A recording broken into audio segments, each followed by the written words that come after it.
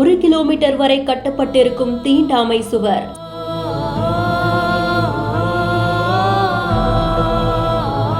சாலையை பயன்படுத்த வயது பாகுபாடின்றி மக்கள் சுவரேறி இறங்கும் அவல நிலை. செய்தி என்ன விரிவா பார்க்கலாம். திருப்பூர் மாவட்டம் அவிநாசி தாலுகா சேவூர் பஞ்சாயத்துக்குட்பட்ட தேவேந்திரன் நகர் பகுதிக்கும் விஐபி கார்டன் குடியிருப்புக்கும் நடுவுல தான் இந்த தீண்டாமை சுவர் அமைக்கப்பட்டிருக்கு. தேவேந்திர நகர் பகுதியை தனிமைப்படுத்தும் வகையில 20 ஆண்டுகளுக்கும் மேலா 5 அடி உயரத்துல சுமார் 1 கிலோமீட்டர் தூரத்துக்கு இந்த சுவர் அமைக்கப்பட்டிருக்கிறதா சொல்லப்படுது. இதனால தேவேந்திர நகர் பகுதியை சேர்ந்த மக்கள் பிரதான சாலைக்கு வர்றதுக்கு பஞ்சாயத்து சாலைகளை பயன்படுத்த முடியாத சூழ்நிலை உருவாகி இருக்கு.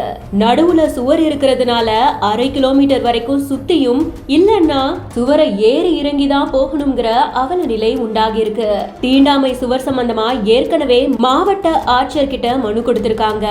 ஆட்சியரும் கடந்த நவம்பர் மாதம் இந்த சுவரை இடிக்கணும்னு உத்தரவு பிறப்பிச்சிருக்காங்க.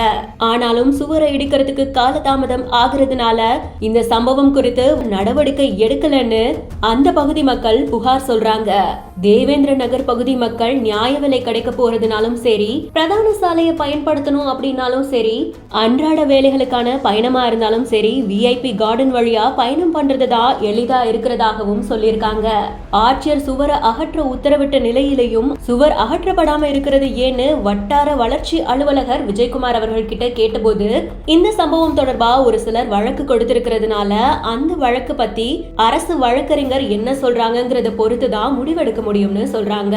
அது மட்டும் இல்லாம அரசு வழக்கறிஞர் கிட்ட இருந்து உத்தரவு வந்த உடனே தீண்டாமை சுவர் அகற்றப்படும் சொல்லியிருக்காங்க. தீண்டாமை ஒரு பாவ செயல், தீண்டாமை ஒரு பெருங்குற்றம்னு சின்ன வயசுல இருந்து புத்தகத்துல படிச்சு வளர்ந்த சமூகத்திலேயே இந்த மாதிரியான சம்பவங்கள் நடக்கிறது பெரிய வேதனைக்குரியதா பொதுமக்கள் தங்களோட கருத்துக்களை தெரிவிக்கிறாங்க.